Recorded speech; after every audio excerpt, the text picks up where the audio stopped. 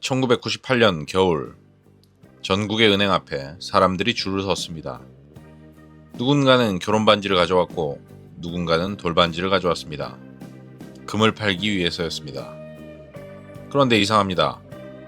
왜 대한민국 국민들은 자신의 금부치를 꺼내 스스로 은행으로 가져왔을까요? 그리고 그보다 더 이상한 질문이 있습니다. 세계 10위권 경제대국이었던 대한민국은 왜 국제통화기금 IMF에 손을 벌려야 했던 것일까요? 여기서 한 가지를 정정하고 시작하겠습니다. 우리는 흔히 IMF가 한국에 왔다고 말합니다. 하지만 정확히 말하면 그렇지 않습니다. 1997년 11월 21일 한국 정부가 먼저 IMF를 찾았기 때문이죠. IMF가 한국을 찾아온 것이 아니라 우리가 IMF를 찾아간 것입니다. 그렇다면 대체 그 1997년 대한민국 안에서는 무슨 일이 벌어지고 있었던 걸까요? 지금부터 그 답을 가능한 한 자세히 풀어보겠습니다. 세계 사람들은 흔히 이 이야기가 태국에서 시작됐다고 생각합니다. 하지만 한국의 위기는 태국발 위기만으로는 설명되지 않는 부분이 더 많습니다. 우리는 그 흔한 설명을 넘어 그때 한국이라는 나라 안에서 실제로 무슨 일이 벌어지고 있었는지를 하나씩 따라가 보려 합니다. 1997년 초 대한민국은 자신감에 가득 차 있었습니다. 그해 가을 한국은 경제협력개발기구 OECD의 정식 회원국이 되었기 때문입니다. 전 세계에서 29번째 회원국이라는 이름표는 당시 정부와 언론이 앞다투어 자랑스럽게 내세우던 성과였습니다. 선진국 클럽에 이름을 올렸다는 것은 당시 한국 사회 전체에 우리도 이제 선진국이라는 자부심을 심어준 사건이었죠. 1950년대 전쟁의 폐허 위에서 시작한 나라가 불과 한 세대 만에 세계 10위권을 넘보는 경제 규모의 국가로 성장한 상황이었습니다. 이른바 한강의 기적이라는 말이 전 세계 개발도상국의 교과서에 실릴 정도였습니다. 거리에는 새로 뽑은 자가용이 넘쳐났고 해외여행 자유화로 너도나도 처음으로 여권을 만들던 시절이었습니다. 증권사 객장에는 주식으로 돈을 벌겠다는 사람들이 몰려들었고 부동산 가격도 꾸준히 상승하고 있었죠. 그런데 그로부터 겨우 2달이 지난 뒤에 이 나라는 국제통화기금 앞에 손을 내밀어야 하는 처지에 놓였습니다. 불과 2달이라는 시간, 이것이 이 이야기가 지금까지도 많은 사람들을 당혹스럽게 만드는 이유입니다. 이 정도 규모의 거대한 경제가 이렇게 짧은 시간에 무너져 내릴 수 있다는 사실 자체가 일반적인 상식의 범위를 벗어나는 수준이었기 때문입니다. 대부분의 사람들은 이 이야기를 들으면 곧바로 태국을 떠올립니다. 1997년 7월 태국의 바트화가 폭락하면서 시작된 아시아 금융위기가 전염병처럼 번져 그 여파가 한국까지 집어삼켰다는 것이죠. 이것은 절반만 맞는 설명입니다. 태국의 위기가 한국 위기에 방아쇠를 당긴 것은 사실입니다. 하지만 정작 그 방아쇠가 당겨졌을 때 한국 경제라는 충렬에는 이미 오래전부터 총알이 장전되어 있었습니다. 그 총알의 정체가 무엇이었는지, 그리고 왜 하필 그 순간 발사되었는지를 지금부터 따라가 보겠습니다. 그러기 위해서 우리는 태국이 아니라 한국 기업들의 재무제표부터 들여다봐야 합니다. 지금부터 이야기할 내용은 단순한 역사나 연대기가 아니라 하나의 질문을 따라가는 여정입니다. 왜 재벌은 그렇게 많은 돈을 빌렸고, 왜 은행들은 계속 빌려줬으며, 왜 그 돈은 하필 단기였고, 왜 해외 은행들은 어느 날 갑자기 돈을 걷어들였는가? 이 연쇄적인 질문의 끝에서야 우리는 비로소 1997년 겨울의 진짜 모습을 만나게 될 것입니다. 1990년대 초중반 한국의 대기업, 이른바 재벌들은 앞다투어 몸집을 불리고 있었습니다. 이 시기 재계 상위 30대 그룹의 이름을 나열하면 지금 우리에게 익숙한 이름도 있지만 이제는 역사 속으로 사라진 이름도 적지 않습니다. 불과 한 세대 전인 1960년대 초 한국의 1인당 국민소득은 세계 최빈국 수준에 머물러 있었습니다. 당시 한국의 1인당 소득은 아프리카의 여러 나라보다도 낮은 수준이었다는 것이 지금은 믿기 어렵겠지만 분명한 역사적 사실로 남아있죠. 그런 나라가 1996년 무렵에는 1인당 국민소득 1만 달러를 넘어서고 세계 경제규모 10위권을 넘보는 수준까지 성장했습니다. 이 압도적인 성장 신화의 뒤편에는 정부 주도의 산업정책 아래 대기업들이 앞장서 몸집을 키워온 역사가 있었습니다.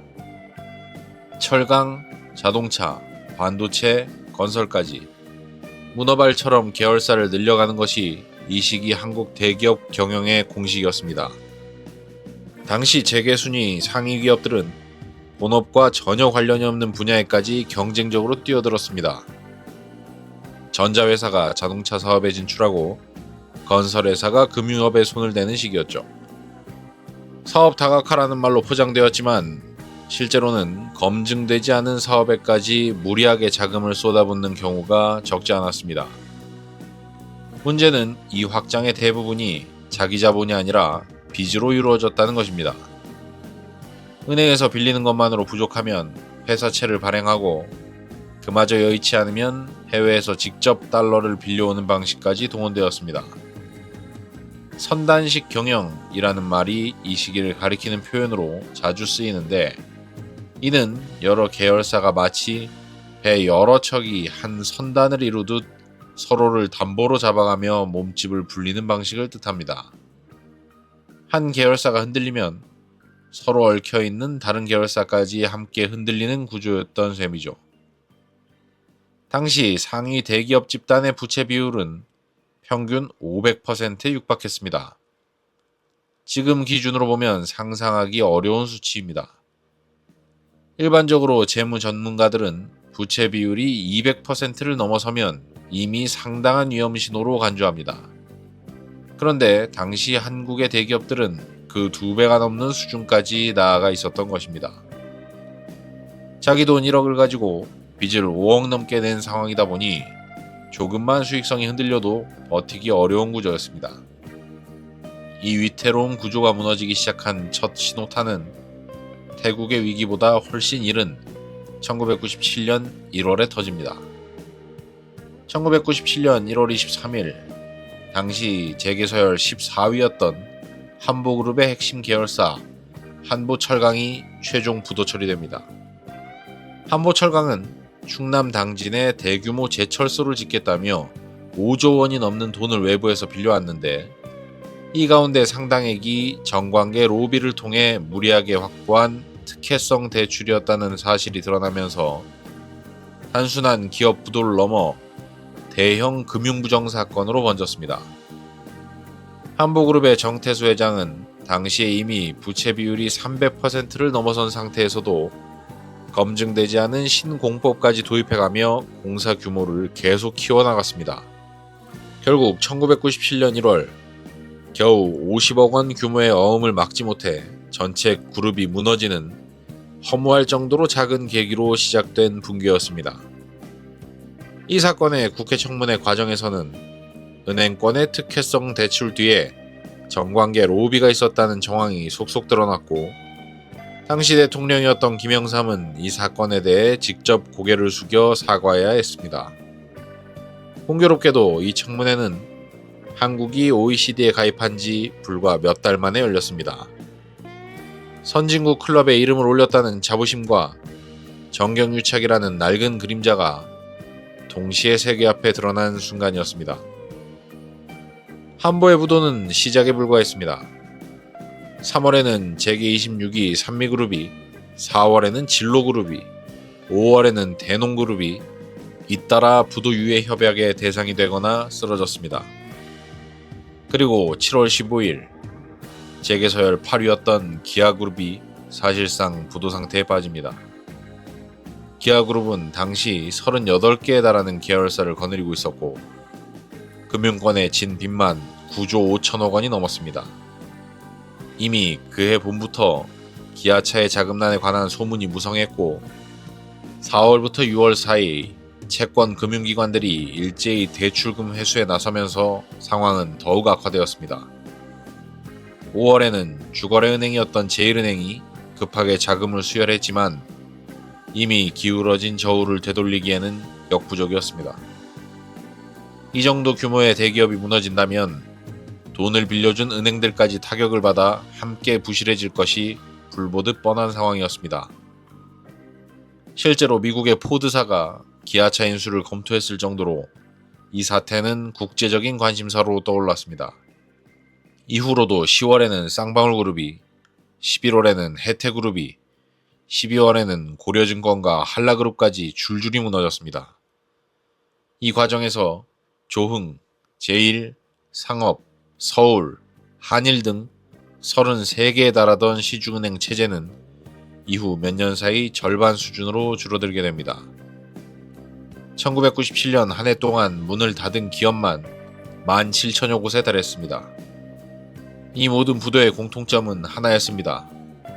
과도한 차입, 그리고 그 차입금을 감당할 수익성의 부재.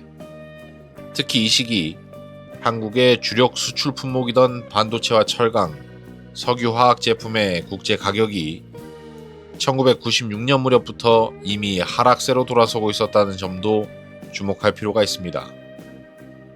수출로 벌어들이는 돈은 줄어드는데 갚아야 할 이자는 그대로였으니 재무구조가 취약한 기업부터 순서대로 무너질 수밖에 없는 상황이었습니다.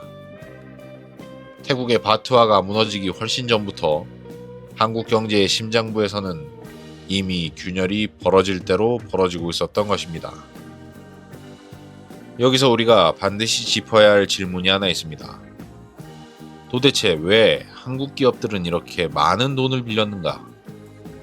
이 질문은 단순해 보이지만 그 답을 찾아가다 보면 한국 경제 전체의 작동 방식과 맞닿게 됩니다. 그리고 왜 은행들은 이런 위태로운 기업들에게 계속 돈을 빌려줬을까요? 그 이유는 바로 정부가 사실상 보증해 줄 것이라는 암묵적인 믿음이 그들의 심리 기저에 깔려 있었기 때문입니다. 대마불사, 큰 기업은 망하지 않는다라는 통념이 한국 금융권 전체에 깔려 있었습니다. 은행들은 대기업의 사업성을 냉정하게 따지기보다 정부와의 관계나 과거의 실적을 믿고 대출 심사를 느슨하게 진행하는 경우가 많았습니다.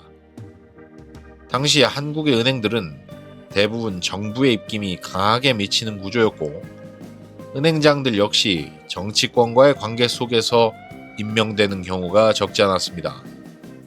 이런 구조 속에서 여신 대출 심사가 순수한 사업상 평가보다 정치적 판단에 좌우되는 경우도 드물지 않았습니다. 훗날 위기 이후 진행된 여러 조사에서 일부 대출 결정이 담보가치나 사업 타당성보다 기업 총수의 인맥과 영향력에 의해 좌우되었다는 정황이 드러나기도 했습니다. 그런데 여기에 더 치명적인 문제가 하나 있었습니다. 그것은 바로 이 돈의 만기였습니다. 제철소를 짓거나 공장을 확장하는 사업은 투자금을 회수하는데 보통 10년, 20년이 걸리게 됩니다. 하지만 정작 한국 기업들과 금융기관들이 해외에서 빌려온 돈의 상당 부분은 만기가 1년도 채 안 되는 단기 외채였습니다. 1997년 당시 한국의 전체 대외 채무 가운데 단기 외채가 차지하는 비중은 절반 가까운 수준까지 치솟아 있었습니다. 이는 아시아의 다른 위기국들과 비교해도 유독 높은 수준이었고, 이는 훗날 여러 연구에서 한국의 위기를 전형적인 유동성 위기로 규정하는 핵심 근거가 됩니다. 즉, 한국은 갚을 능력 자체가 없었다기보다는 당장 눈앞에 만기를 넘길 현금이 부족했던 것에 더 가까웠던 것입니다. 그럼 왜 이런 위험한 방식을 택했을까요? 이유는 단순합니다. 단기로 빌리면 금리가 더 낮았기 때문이죠. 장기 사업을 단기 자금으로 돌려막는 이 구조는 평상시에는 아무 문제가 없어 보였습니다. 만기가 돌아오면 또 다른 단기 대출로 갈아타면 그만이었기 때문입니다. 이런 만기 연장을 금융용어로 롤오버라고 부릅니다. 문제는 이 롤오버가 한순간에 막혀버릴 경우 벌어지는 사태였습니다. 1997년 7월 태국의 바트화가 무너지고 아시아 전역에 금융위기의 그림자가 드리우기 시작하자 해외 은행들의 태도가 달라지기 시작했습니다. 일본과 유럽의 은행들은 아시아 전역의 위험도를 한꺼번에 다시 계산하기 시작했고, 한국 기업과 은행들에게도 만기가 돌아온 단기 대출을 더 이상 연장해주지 않기 시작했습니다. 특히 일본계 은행들의 태도 변화가 결정적이었습니다. 일본 스스로도 자국 금융기관의 부실 문제로 몸살을 앓고 있던 시기였고, 이런 상황에서 일본 은행들은 해외 익스포저, 그러니까 위험한 빚부터 줄이는 쪽을 택했습니다. 한국에 대한 일본 은행들의 대출 가운데 상당액이 이 시기 한꺼번에 회수 대상에 오르게 됩니다. 여기에 더해 당시 한국에는 종합금융회사, 줄여서 종금사라고 불리던 금융기관들이 30곳 가까이 난립해 있었습니다. 이들은 규제가 상대적으로 느슨한 틈을 타 해외에서 단기로 싼 값에 돈을 빌려와 국내에서는 장기로, 그리고 더 높은 금리로 빌려주는 방식의 영업을 경쟁적으로 확대해 왔습니다. 이 구조는 평상시에는 짭짤한 수익을 안겨줬지만 해외 자금줄이 마르는 순간 가장 먼저 무너지는 뇌관이 되었습니다. 태국에서 시작된 불안이 태국과는 거리가 먼 한국의 대출 창구까지 얼어붙게 만든 것입니다. 여기서 우리가 명확히 해야 할 것이 있습니다. 태국의 위기가 한국 위기의 모든 원인은 아니었습니다. 한국 기업들의 취약한 재무구조와 금융감독의 허점은 태국 사태의 훨씬 이전부터 진행되고 있었으니까요. 태국 사태는 다만 이미 쌓여있던 위험을 해외 채권자들이 한꺼번에, 그리고 거의 동시다발적으로 알아차리게 만든 방아쇠였을 뿐입니다. 이런 관점에서 보면 당시 한국 금융감독 체계의 허점도 짚고 넘어갈 필요가 있습니다. 당시 한국에는 은행과 증권, 보험을 통합적으로 감독하는 단일 기구가 없었습니다. 각 금융업권이 서로 다른 부처의 관리를 받다 보니 기업과 금융기관들의 전체 외채 규모를 한눈에 파악할 수 있는 컨트롤 타워 자체가 부재했던 것입니다. 정부조차 정확히 도대체 얼마의 단기 외채가 쌓여 있는지 실시간으로 파악하지를 못하고 있었다는 것이 훗날 위기 이후의 여러 조사에서 드러난 뼈아픈 사실이었습니다. 태국이라는 방아쇠가 없었다 해도, 정말로 없었어도 이 총알은 언젠가 발사되었을 가능성이 높은 상황이었던 것입니다. 다만 태국이라는 방아쇠가 그 시점을 훨씬 앞당겼을 뿐이죠. 만약 태국의 위기가 없었다면 한국은 조금 더 시간을 벌었을 수도 있습니다. 하지만 이미 무너지고 있던 재벌들의 연쇄부도, 그리고 계속 불어나던 단기 외채를 생각하면 위기 자체를 완전히 피할 수 있었을지는 의문입니다.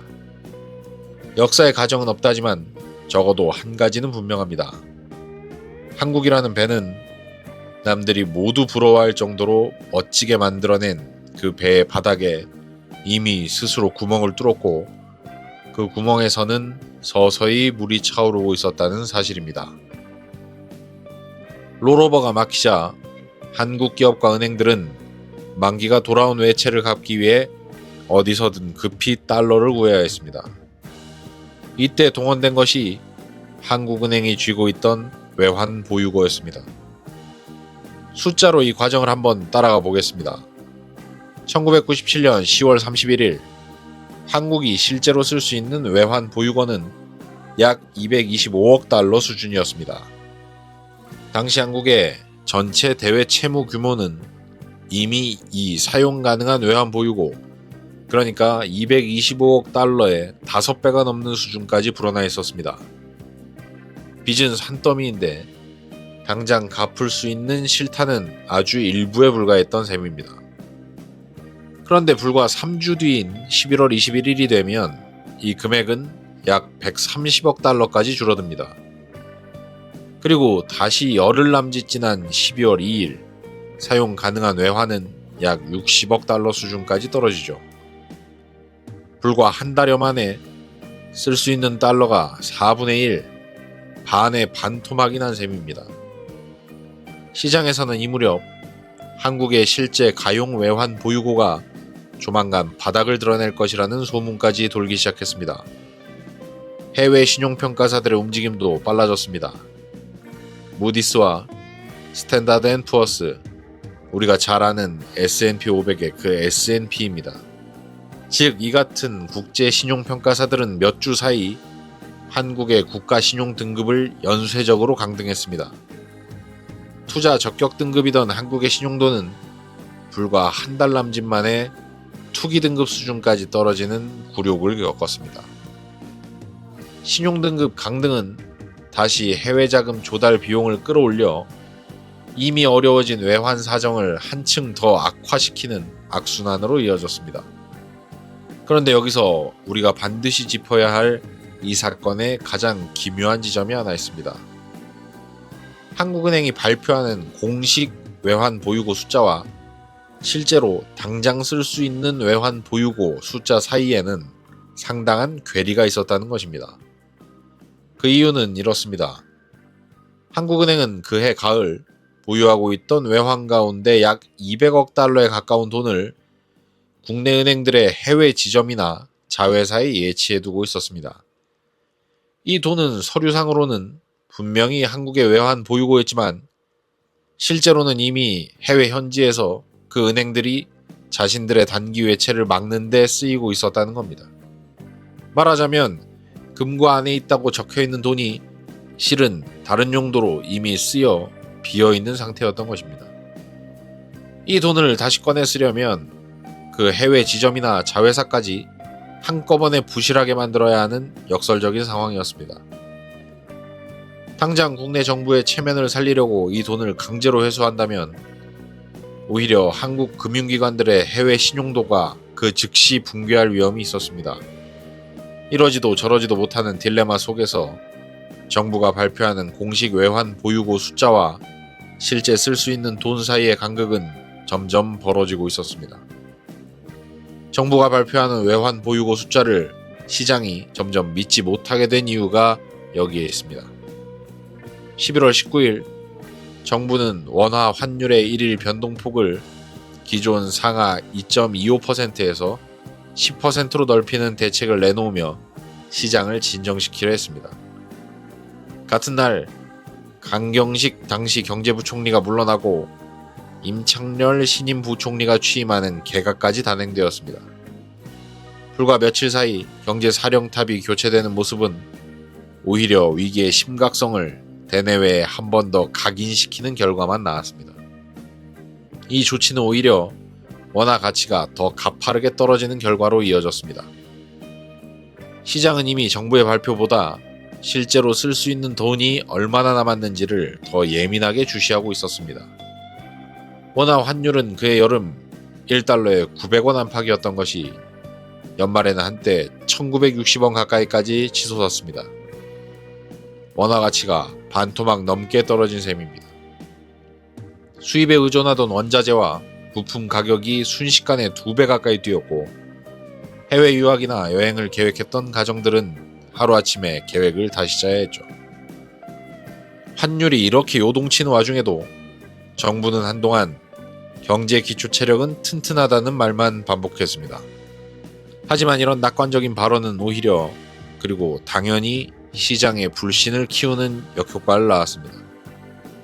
이 모든 압박이 누적된 결과 1997년 11월 21일 경제부총리가 직접 기자회견을 열어 이렇게 발표합니다.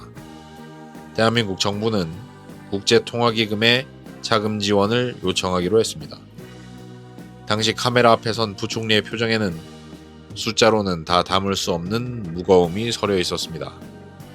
이 발표는 텔레비전과 라디오를 통해 전국에 생중계되었고 많은 국민들이 퇴근길 혹은 저녁 식탁에서 이 소식을 접하며 말을 잇지 못했습니다. 세계 10위권의 경제 대국이 국제사회 앞에서 스스로 위기를 인정하는 순간이었습니다. 다음날 아침 전국의 신문 일면은 일제히 이 소식으로 도배되었고 증권시장은 개장과 동시에 큰 폭으로 출렁거렸습니다. 많은 국민들은 이날의 감정을 마치 전쟁이나 큰 재해 소식을 들었을 때와 비슷한 충격으로 회고합니다. 오랜 가난의 굴레를 끊고 이제는 풍요와 성장을 기대해온 세대에게 국가가 부도날 위기에 처했다는 사실은 좀처럼 받아들이기 어려운 현실이었습니다. 여기서 우리가 바로잡아야 할 숫자가 하나 있습니다. 흔히 IMF가 한국에 583억 달러를 빌려줬다고 알려져 있습니다. 이 숫자 자체는 틀리지 않았지만 정확한 맥락은 조금 다릅니다. 당시 언론들은 이 지원 규모를 사상 최대라는 수식어와 함께 보도했는데 실제로도 이 규모는 그 전에 있었던 태국과 인도네시아에 대한 지원 규모를 훌쩍 뛰어넘는 것이었습니다. 태국에는 약 172억 달러, 인도네시아에는 약 400억 달러 규모의 지원이 이루어졌는데 한국에 대한 지원 규모는 이 두 나라를 합친 것보다도 컸습니다. 세계 10위권 경제대국의 위치는 그만큼 국제금융 시스템 전체에 큰 파장을 미칠 수 있다는 판단이 반영된 결과였습니다. 11월 21일 한국의 요청 이후 실무진의 치열한 협상 끝에 1997년 12월 3일 한국 정부와 IMF는 정식으로 지원 프로그램에 합의합니다. 이 협상 과정은 결코 순탄하지 않았습니다. IMF 실무진은 서울의 협상장에 머물며 밤낮 없이 한국 재정경제원 관료들과 세부 조항을 두고 씨름했고 협상 막바지에는 대통령 선거를 코앞에 둔 정치적 상황까지 겹쳐 상황이 한층 복잡해졌습니다. 당시 협상에 참여했던 한 한국 측 관료는 훗날 이 협상 과정을 두고 마치 국가의 주권 일부를 협상 테이블 위에 올려놓고 거래하는 듯한 기분이었다고 회고하기도 했습니다. 밤샘 협상 끝에 세부 조항 하나하나를 두고 합의점을 찾아야 했던 이 과정은 이후 여러 경제사 서적에서 가장 굴욕적이면서도 가장 치열했던 협상으로 묘사되곤 합니다. 당시 여야 대통령 후보들은 이 협상 결과를 자신이 승계해야 할 처지였기에 IMF는 이례적으로 각 당 후보들에게 협상 내용을 직접 설명하고 동의를 구하는 절차까지 거쳤습니다. 12월 18일 치러진 대통령 선거에서 당선된 김대중 당선자는 선거 이후 곧바로 재계 4대 그룹 총수들과 만나 재벌 개혁의 방향에 합의하는 등 취임 전부터 위기 수습에 직접 나서야 했습니다. 새 정부가 출범하기도 전에 이미 국가의 경제 주권 상당 부분이 국제기구와의 약속 아래에 놓여 있었습니다. 그리고 그 다음 날인 12월 4일 IMF 이사회가 이 프로그램을 공식 승인합니다. 이 지원 프로그램의 총 규모가 바로 583억, 정확히는 584억 달러 안팎이었습니다. 그런데 이 돈 전부가 IMF에서 나온 것은 아니었습니다. 전체 구성을 뜯어보면 이렇습니다. IMF 자체의 직접 지원분은 약 210억 달러였습니다. 여기에 세계은행이 약 100억 달러를, 아시아개발은행이 약 40억 달러를 더했습니다.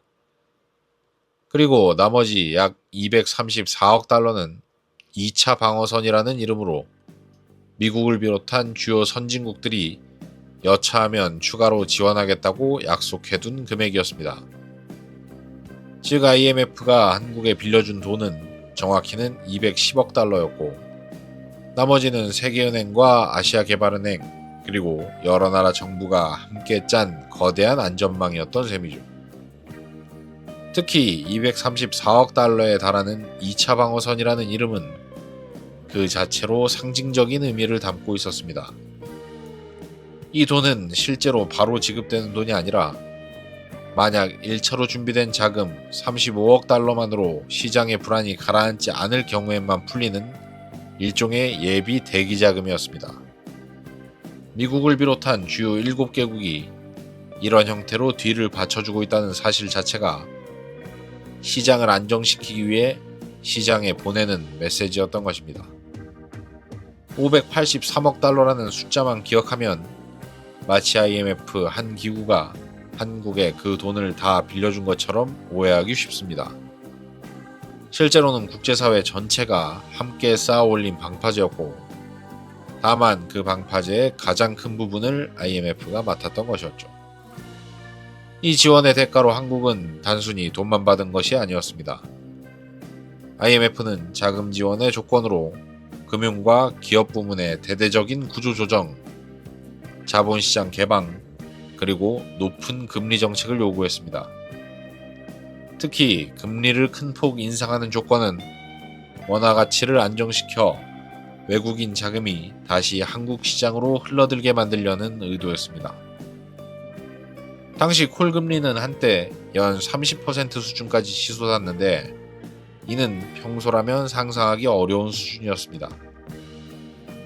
이런 고금리 정책은 외환시장을 안정시키는 데는 효과가 있었지만 동시에 정상적으로 운영되던 기업들까지 한꺼번에 자금난에 빠뜨리는 부작용을 낳기도 했습니다. IMF가 이런 조건을 요구한 이유는 단순한 간섭이 아니었습니다. 돈을 빌려준 이상 같은 위기가 반복되지 않도록 문제의 뿌리, 즉 부실한 기업 재무구조와 느슨한 금융감독 체계를 뜯어 고쳐야 한다는 논리였죠. 하지만 이 처방이 맞았는지에 대한 논쟁은 지금도 계속되고 있습니다. 일부 경제학자들은 당시 IMF가 요구한 고금리와 긴축 정책이 오히려 정상적으로 운영되던 기업들까지 과도하게 무너뜨려 위기를 필요 이상으로 키웠다고 비판합니다. 반면 다른 쪽에서는 당시로서는 시장의 신뢰를 되찾기 위해 그만큼 강도 높은 처방이 불가피했다고 반박합니다. 어느 쪽의 주장이 더 적절했고 옳은지는 여기서 결론 짓지 않겠습니다. 다만 분명한 것은 이 처방이 한국 경제의 체질을 이전과는 완전히 다른 방향으로 바꿔놓았다는 사실입니다. 이후 몇 달 사이 한국의 시중은행 숫자는 33개에서 16개로 줄었고 수많은 기업이 정리해고와 구조조정을 거쳐야 했습니다. 제일은행과 서울은행은 해외 자본에 매각되었고 한때 한국을 대표하던 여러 시중은행과 종합금융회사들의 간판이 그대로 사라졌습니다. 노동시장에도 거대한 지각 변동이 일어났습니다. 1997년까지만 해도 낯설었던 정리해고와 비정규직이라는 단어가 이 시기를 거치며 한국 사회에 깊이 뿌리내리게 됩니다. 이전까지 한국의 노동관계법에는 경영상 이유에 의한 해고, 즉 정리해고를 명시적으로 규정하는 조항 자체가 없었습니다. IMF와의 협상 과정에서 이 조항이 새롭게 법제화되었고 이는 이후 한국 노동시장의 성격을 근본적으로 바꿔놓는 전환점이 되었죠. 한때 평생 직장이라는 말이 당연했던 한국 기업 문화가 불과 몇 달 사이 근본적으로 달라지는 경험이었습니다. 1997년 4.5%였던 물가 상승률은 1998년 7.5%까지 치솟았고 2%대 수준이던 실업률은 이듬해 6.8%까지 뛰어올라 실업자만 146만 명에 달했습니다. 이 위기 속에서 한국 사회는 독특한 방식으로 반응했습니다. 바로 금모으기 운동입니다. 이 운동의 씨앗은 1997년 11월 20일 새마을 분여회를 시작으로 대구 등지의 지자체와 민간단체가 애국 가락지 모으기 운동을 선포하면서 뿌려졌습니다.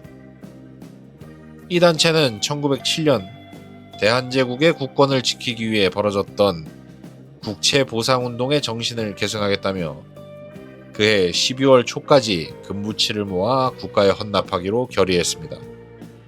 12월 10일 열린 첫 헌납식에는 금 2,445돈, 은 133돈을 포함해 1억 3천만 원 남짓이 모였는데 지금 보면 소박한 규모였지만 이 작은 움직임이 훗날 전국민 운동으로 번져나가는 씨앗이 되었습니다. 그리고 해가 바뀐 1998년 1월 5일 공영방송이 전국 단위의 금모으기 캠페인을 본격적으로 시작하면서 이 운동은 순식간에 전국민 운동으로 번져나갑니다. 공교롭게도 이 무렵 IMF 총재가 극비리의 방안에 청와대를 찾기도 했습니다. 국가 부도 위기를 관리하는 국제기구의 수장이 은밀히 한국을 오가는 장면과 평범한 시민들이 금부치를 들고 은행 앞에 줄을 서는 장면이 같은 시기에 겹쳐 있었다는 사실은 이 위기가 국가와 국민 모두에게 동시에 닥친 시련이었음을 상징적으로 보여줍니다. 방식은 이랬습니다. 국민들이 집안에 간직해온 순금을 가져오면 전문 감정사가 그 자리에서 무게와 순도를 감정하고 이후 국제 금시세로 환산한 만큼의 원화를 돌려받는 방식이었습니다. 이는 국가에 그냥 바치는 헌납이 아니라 훗날 정산받는 일종의 매각에 가까웠습니다. 전국의 은행마다 금부치를 든 사람들이 줄을 섰습니다. 당시 뉴스 화면에는 이른 아침부터 은행 앞에 길게 늘어선 줄과 그 줄 속에서 차례를 기다리는 시민들의 모습이 반복해서 방송되었습니다. 일부 은행 지점은 몰려드는 인파를 감당하지 못해 번호표를 나눠주고 다음날 다시 오라고 안내해야 할 정도였습니다. 신혼부부는 결혼반지를, 젊은 부부는 아이의 돌반지를, 노부부는 자식들이 사준 효도반지를 내놓았습니다.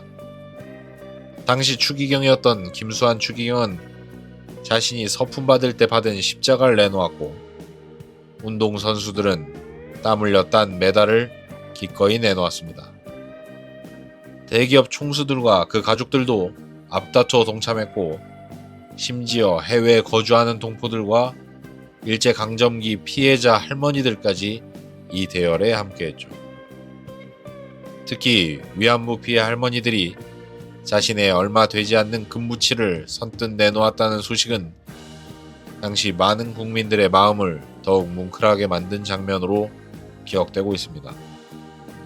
방과 후 부모의 손을 잡고 은행에 따라온 어린아이가 자신의 돌반지를 수줍게 내미는 모습이나 백발이 성성한 어르신이 지팡이를 짚고 줄을 서서 차례를 기다리는 모습까지 이 2달 남짓한 기간 동안 전국 곳곳의 은행 창구에는 저마다의 사연을 품은 장면들이 이어졌습니다.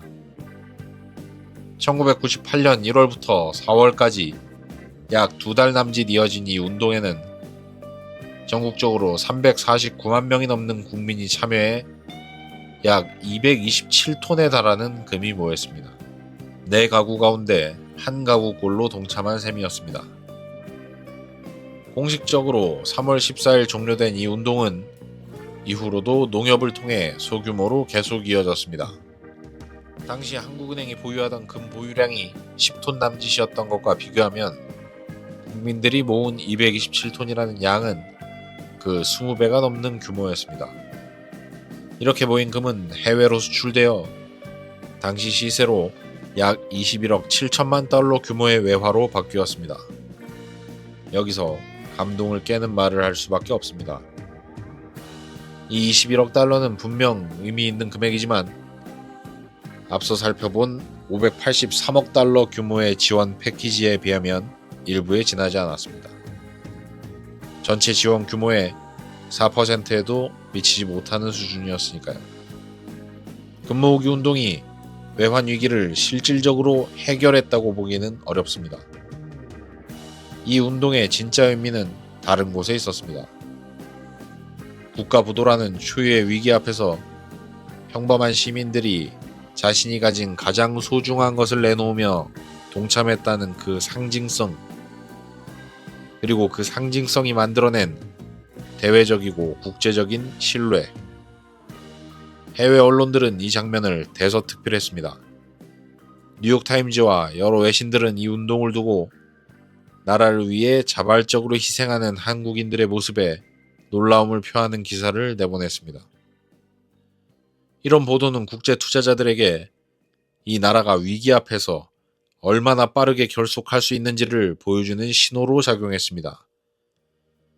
돈의 액수로는 설명되지 않는 신뢰라는 무형의 자산이 쌓이기 시작한 것입니다. 훗날 여러 경제학자들은 이 장면을 두고 시장의 신뢰라는 것이 반드시 거대한 자본의 이동으로만 회복되는 것이 아니라 때로는 이런 상징적인 국민적 행동을 통해서도 영향을 받을 수 있다는 흥미로운 사례로 언급하곤 합니다. 물론 그 상징성이 실제 국가 신용 등급이나 투자자들의 냉정한 계산을 얼마나 바꿔놓았는지에 대해서는 여전히 다양한 해석이 존재하지만 말입니다. 외환위기 이후 한국 경제는 근본적으로 다른 모습으로 재편됩니다. 불과 몇 달 사이 한국 사회가 겪은 변화의 폭은 이후 수십 년에 걸쳐 서서히 진행되었어야 할 변화가 한꺼번에 압축적으로 일어난 것에 가까웠습니다. 기업들은 예전처럼 무분별하게 몸집을 불리는 대신 부채 비율을 낮추고 수익성을 우선시하는 경영으로 방향을 틀었습니다. 한때 500%에 육박하던 대기업 평균 부채 비율은 이후 몇 년 사이 크게 낮아졌고, 기업들은 이제 재무 건전성이라는 말을 경영의 최우선 가치로 삼기 시작했습니다. 기업 지배구조에도 큰 변화가 찾아왔습니다. 이전까지는 재벌 총수 일가가 소수 지분으로 그룹 전체를 좌우하는 구조가 당연하게 여겨졌지만, 이후로는 사회이사 제도와 소액 주주 권리 보호, 회계 투명성 강화 같은 개념들이 한국 기업 문화에 본격적으로 자리 잡기 시작했습니다. 30대 재벌 가운데 상당수가 이 시기를 거치며 이름조차 사라지거나 주인이 바뀌었고, 살아남은 기업들도 예전과는 전혀 다른 방식의 경영을 요구받게 됩니다. 노동시장에는 정리해고와 비정규직이라는 개념이 본격적으로 자리 잡았고, 이는 지금까지도 한국 사회의 뜨거운 논쟁거리로 남아있습니다. 외환 보유고 관리 방식도 완전히 바뀌었습니다. 여러 부처로 흩어져 있던 금융감독 체계 역시 이 위기를 계기로 통합됩니다. 1998년 은행과 증권, 보험을 아우르는 단일 감독기구인 금융감독위원회가 새로 출범했고, 이는 오늘날 금융위원회와 금융감독원 체계의 뿌리가 되었죠. 정부가 나라 전체의 외채 규모와 위험을 한눈에 파악하지 못했던 1997년의 실패가 이후 상시적인 건전성 감독 체계를 만들게 된 안타까운 전화위복으로 작용한 것입니다. 1997년 당시 바닥을 드러냈던 외환 보유고는 1998년 말 520억 달러 수준까지 빠르게 회복되었고, 이후로도 꾸준히 쌓여갔습니다. 이 회복의 배경에는 1998년 12월 한국이 IMF에서 빌린 긴급자금 가운데 28억 달러를 조기 상환하며 국제사회에 신뢰 회복의 신호를 보낸 것도 한몫했습니다. 미셸 캉드시 당시 IMF 총재는 이 조기 상환을 두고 한국이 지난해 외환 위기에서 벗어나고 있음을 보여주는 중요한 이정표라고 평가하기도 했습니다. 2026년 7월 기준 한국의 외환 보유고는 4,279억 달러 수준으로 세계 10위 안팎을 기록하고 있습니다. 1997년 위기 당시와 비교하면 20배에 가까운 규모입니다. 더 상징적인 변화는 따로 있습니다. 2000년 한국은 외국의 진 빚보다 외국에 빌려준 돈이 더 많은 순채권국으로 바뀝니다. 1997년 당시 한국이 외국에 진 빚이 약 638억 달러에 달했는데, 이 숫자가 불과 몇 년 사이 플러스로 돌아선 것입니다. 빚에 허덕이며 IMF에 손을 벌려야 했던 나라가 10수년 사이 이제는 다른 나라에 돈을 빌려주는 위치가 된 셈입니다. 2025년 말 기준 한국의 순대외 자산은 3,699억 달러 규모로 이제는 세계에 돈을 빌려주는 나라 가운데 하나로 자리 잡았습니다. 단기 외채가 전체 외채에서 차지하는 비중 역시 1997년 당시의 위태로운 수준에서 크게 낮아져 지금은 훨씬 안정적인 구조를 갖추고 있습니다. 물론 그렇다고 현재 한국 경제가 완전히 안전하다고 단정할 수는 없습니다. 세계 각국이 여전히 부채 위기와 급격한 자본 유출입 위험을 주시하고 있는 지금, 외부 충격에 흔들리지 않는 체력이라는 숙제는 어느 나라도 완전히 끝낼 수 없는 과제입니다. 실제로 2008년 글로벌 금융위기와 2020년 코로나 팬데믹 초기에도 한국은 환율과 자본 유출 압력을 다시 경험했습니다. 다만 그때는 1997년과 달리 두터워진 외환 보유고와 미국을 비롯한 주요국들과의 통화스와프 협정이라는 방화벽이 있었고, 이 덕분에 국가 부도라는 최악의 시나리오까지 가지 않고 위기를 넘길 수 있었습니다. 1997년에 경험이 없었다면 이후 두 차례의 위기 역시 전혀 다른 결말을 맞았을 수도 있겠죠. 다만 분명한 것은 1997년의 그 뼈아픈 경험이 이후 한국의 외환 관리 태도와 기업 재무 건전성을 대하는 방식 자체를 근본적으로 바꿔놓았다는 사실입니다.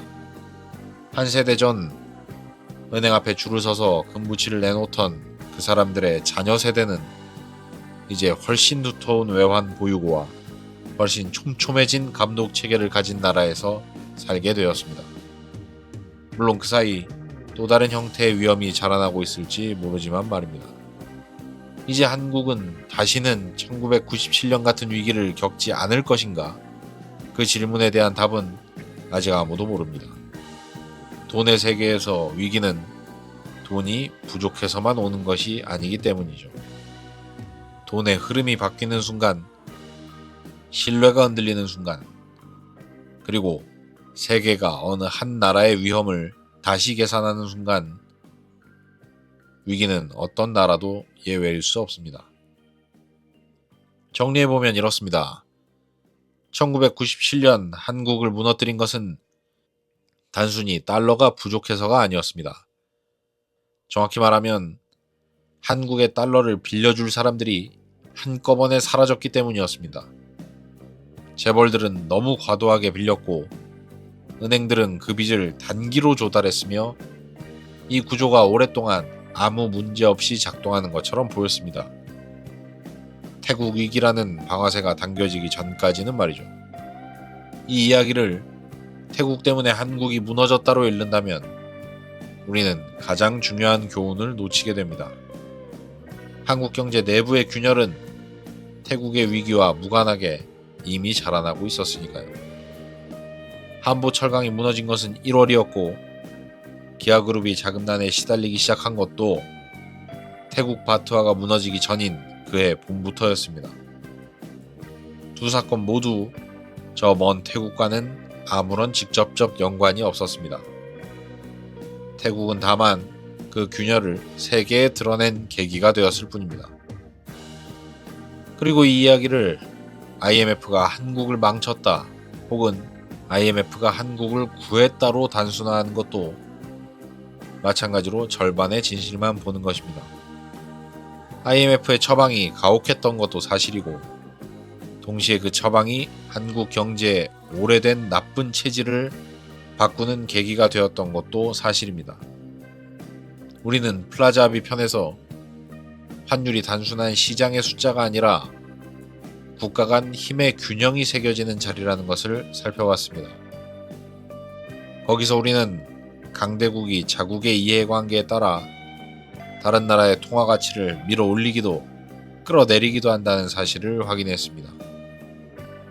1997년의 한국 역시 마찬가지였습니다. 정확히 같은 원리가 같은 동맹이자 이웃나라인 한국에서 전혀 다른 규모로 벌어진 것입니다. 달러가 부족해진 그 순간 세계가 지켜본 것은 단순한 환율 숫자가 아니었습니다. 한국이란 나라가 빌린 돈을 갚을 수 있을 것이라는 믿음, 그 믿음이 무너지고 있다는 신호였습니다. 같은 나라, 같은 경제 규모라도 그 나라를 향한 세계의 믿음이 흔들리는 순간 숫자로는 설명되지 않는 방식으로 위기가 증폭되는 것입니다. 1997년에 한국이 그랬고 이 채널이 앞서 다뤘던 여러 나라의 위기 역시 본질적으로는 같은 이야기였습니다. 결국 돈의 세계에서 가장 비싼 것은 그 무엇보다도 돈 그 자체가 아닙니다. 그 돈을 갚을 수 있다는 믿음, 신뢰, 바로 그것입니다. 이 신뢰는 평소에는 전혀 좀처럼 눈에 보이지 않습니다. 장부 어디에도 신뢰라는 항목은 따로 적혀 있지 않습니다. 하지만 이 신뢰가 흔들리는 순간 가장 먼저, 가장 빠르게, 가장 가혹하게 반응하는 것이 바로 환율과 외환 보유고라는 숫자입니다. 숫자는 신뢰의 결과일 뿐 신뢰 그 자체는 훨씬 느리고 훨씬 조용하게 쌓이거나 무너집니다. 1997년의 한국은 이 사실을 무엇보다도 뼈아프게 배운 나라 가운데 하나였습니다. 이 채널이 지금까지 다뤄온 브레튼 우즈, 페트로달러, 오일 쇼크, 플라자 합의까지 결국 모든 이야기는 하나의 질문으로 수렴됩니다. 누가 신뢰를 쌓고 누가 그 신뢰를 무너뜨리며 그 신뢰가 무너졌을 때 누가 가장 먼저 가장 크게 대가를 치르는가. 1997년 겨울 은행 앞에 줄을 선 사람들이 내놓은 것은 단순한 금부치가 아니었습니다. 그들은 무너진 신뢰를 다시 쌓아 올리기 위해 자신의 가장 소중한 것을 내놓았던 것입니다. 돈은 협상 테이블 위에서 며칠 혹은 몇 주 만에 오갈 수도 있습니다. 하지만 한 나라의 경제가 다시 믿을만하다는 평판은 수많은 밤을 지새운 협상과 뼈아픈 구조조정, 그리고 평범한 시민들이 건넨 금부치 하나하나가 쌓이고 쌓여서야 비로소 회복되는 것이었습니다. 한국이 신뢰를 되찾는 데 걸린 시간은 짧게 잡아도 몇 년, 완전한 의미에서는 한 세대에 가까운 시간이었다고도 볼 수 있습니다. 다시 그 겨울로 돌아가 보겠습니다. 은행 창구 앞에서 손수건에 쌓인 결혼반지 하나를 꺼내놓던 어느 가장의 손을 떠올려 봅시다.